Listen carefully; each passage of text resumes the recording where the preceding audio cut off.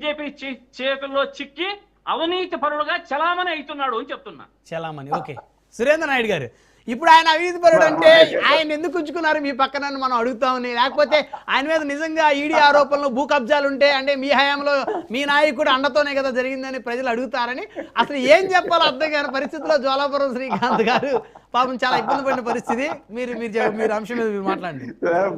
బ్రహ్మనాయుడు గారు, ఇప్పుడు నేను ఏమి చెప్పాలి అర్థమే కాని పరిస్థితి. ఇప్పుడు ఈ 3 నిమిషాల టైంలో ఎన్ని యాంగిల్స్ మాట్లాడినాడు మా సోదరుడు. నేను ఇంతవరకు చాలా డిబేట్లు మేమిద్దరు చేశాం. మేమిద్దరు చాలా డిబేట్లు చేశాం. నేను ఉన్నది చెప్తా. ఏ డిబేట్ లో కూడా ఈ విధంగా యూటర్న్లు, వైటర్న్లు, జడ్ టర్న్లు తీసుకునే సందర్భం నేను చూడలా. కానీ దీని విషయంలో మాత్రం ఎన్ని టర్న్లు ఉంటాయి అన్ని టర్న్లు శ్రీకాంత్ గారు తీసుకున్నారు. చాలా వరకు చాలా అద్భుతంగా ఎక్కడ దొరకకుండానే ముందుకు పోయారులే, అవకాశం ఉంది కానీ ప్రజలకు అర్థం అవుతుంది. ఎందుకంటే ఇప్పుడు కాదు సార్, ఇప్పుడు ఆయన అవినీతి పరుడు, ఆయన మీద ఈడీ కేసులు ఉన్నాయి అన్నారు. ఎట్లొచ్చినాయి ఆ ఈడీ కేసులు?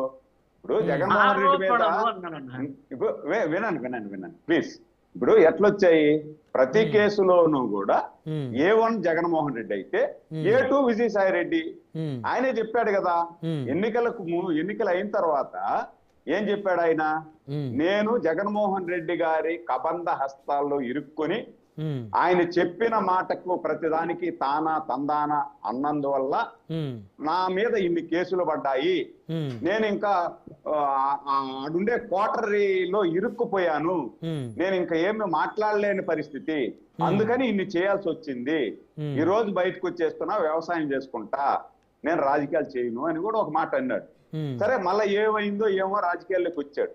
అంటే నిన్నటి వరకు మీ పార్టీ ఉనికి కోసం, మీ పార్టీ అధికారంలోకి తీసుకురావడం కోసం, జగన్ యొక్క ఉనికి కోసం పనిచేసి అన్ని కేసులు పెట్టుకున్నటువంటి విజయసాయి రెడ్డి బయట వచ్చి పార్టీ పెట్టే కొందికి మీకు అవినీతి పరుడు అయిపోయాడు. మీ పార్టీలో ఉన్నప్పుడు మాత్రం అవినీతి పరుడు కాల. ఎన్ని మాట్లాడారు చంద్రబాబు గారు?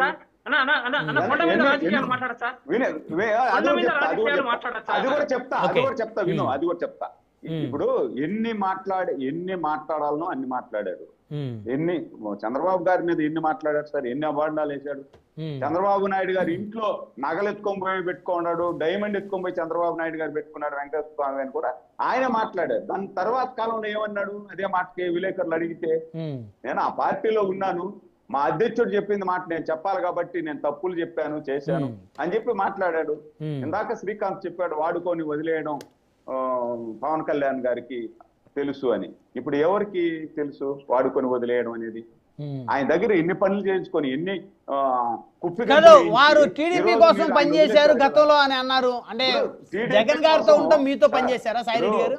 ఈరోజు 53 రోజులు చంద్రబాబు గారిని జైల్లో పెట్టినప్పుడు విజయసాయి రెడ్డి గారు ఎన్ని మాట్లాడారు సార్? ఆ రోజు టీడీపీ కోసం పనిచేశాడా? చంద్రబాబు నాయుడు గారు జైల్లోనే మగ్గిపోతాడు, జైలు నుండి వచ్చే ప్రసక్తి లేదు చంద్రబాబు నాయుడు గారు. ఈయనకు సిటీలు కొట్టకుండా అప్సరస్ వచ్చి కన్ను కొడుతుందా అని చెప్పి మాట్లాడిన వ్యక్తి ఈయనే కదా. అప్పుడు టీడీపీ కోసం పనిచేసినట్ట.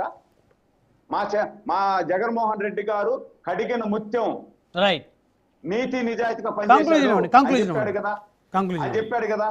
అంటే ఆ రోజు మిమ్మల్ని జగన్మోహన్ రెడ్డి గారిని పొగిడినా, వైసీపీ పార్టీ కోసం పనిచేసిన అప్పుడు మాత్రం ఆయన అవినీతి పరుడు కాదు.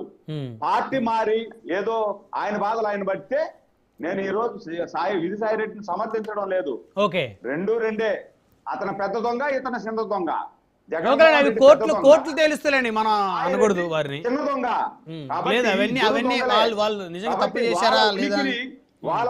సార్, ఇప్పుడు 5 సంవత్సరాలు బీజేపీ దగ్గర ఈయన ఏం చేశాడు అందరూ చూశారు కదా.